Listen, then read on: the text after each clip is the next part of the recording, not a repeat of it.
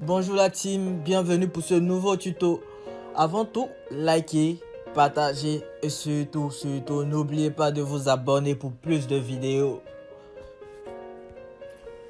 Aujourd'hui, le tuto se fera à travers la représentation de ce site. C'est un site assez simple, mais qui renferme un bon nombre de données pour notre apprentissage. Petit rappel, dans le dernier tuto, on avait parlé de la structure d'une page web. Mais dans ce présent tuto, on va apprendre à structurer, modéliser le contenu de notre page. Trêve de bavardage et débutons. Allez dans le Notepad. Il serait préférable d'ouvrir celui créé la dernière fois, composé de la structure d'une page web. C'est fait. Allez dans le body et effacez le contenu.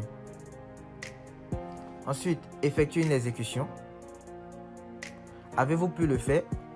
Si ce n'est pas le cas, allez juste dans le menu du haut, Run, Launch in Firefox et quel qu'en soit ton navigateur, choisis l'un de tes navigateurs dans la liste. Qu'est-ce qu'on constate? On constate que notre page web est vide. Pas de panique, on débute. Donc, retour dans le Notepad. Là, on ajoute un premier test qui sera la marque de la page, excusez-moi. Me concernant, j'écrirai juste nom de la page. Une fois fait, on clique sur Entrée. Ensuite, on ajoutera 4 menus. Moi, j'écrirai juste menu 1, menu 2, menu 3, jusqu'au menu 4. C'est fait. Ok, on y reviendra. Ce bloc composé du nom de la marque et des menus sera appelé bloc 1. Une fois terminé, cliquez 2 fois sur Entrée afin de séparer le bloc 1 et le bloc suivant.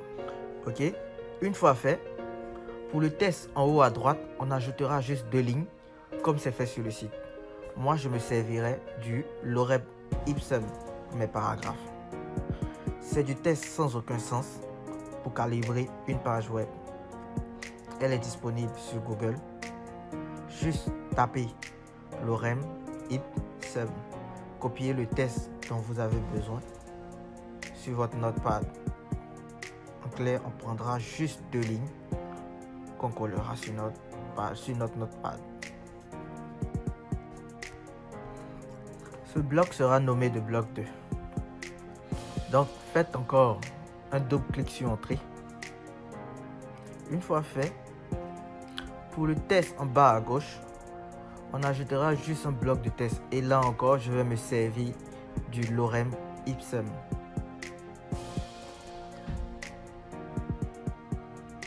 Je vais faire un copier-coller du test.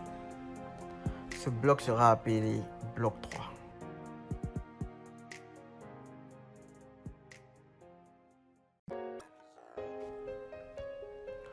On passe ensuite à notre touche personnelle, car cela n'est pas présent sur le site.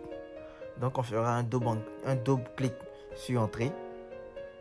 Une fois fait, on ajoute Contactez-nous. On clique sur Entrée. Savoir plus. On clique sur Entrée. Adresse. On clique encore une fois sur Entrée. Et enfin, mention légale. Ce petit bloc sera appelé bloc 4. Et là, on essaie une exécution. On constate que malgré les divisions faites sur le Notepad, tous nos blocs sont sur la même ligne. Petit réconfort, nos tests ont quand même le bon format grâce au métachâssis. Vous ne l'avez pas oublié, j'espère. Ok, là nous avons nos blocs bien séparés dans notre Notepad, mais qui ne se présentent pas exactement sur notre site. Donc nous allons modeler notre test avec les balises HTML. Faisons juste une pause et parlons un peu.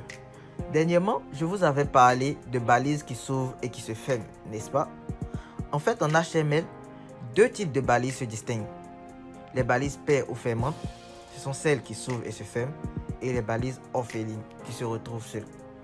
Gardez cela à l'esprit, elles seront présentées dans des exemples tout au long de ce tuto. Revenons à notre tuto.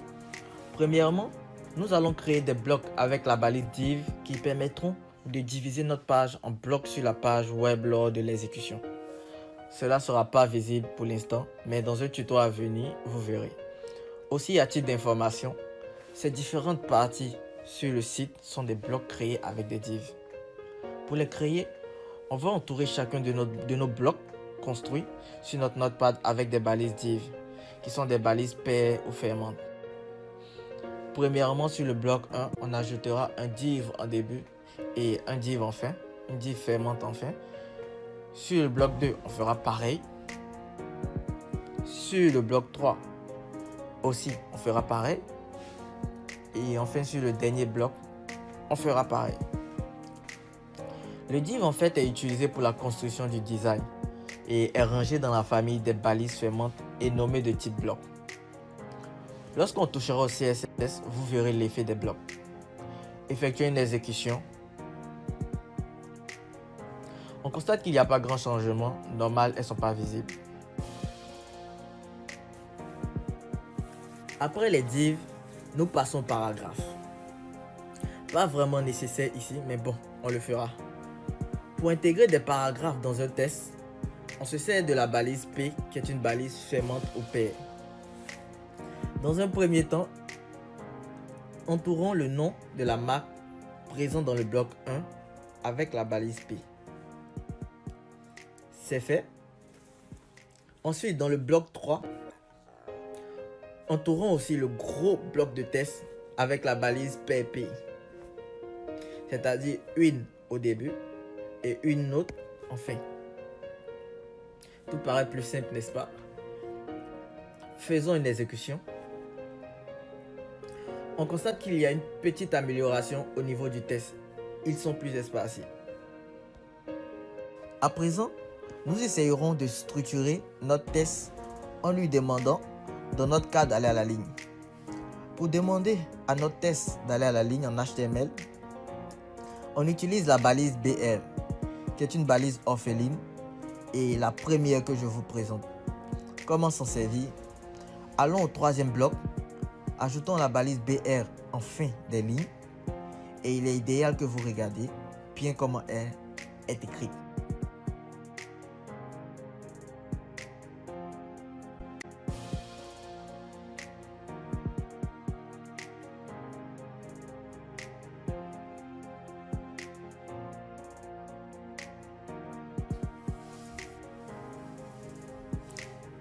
C'est fait.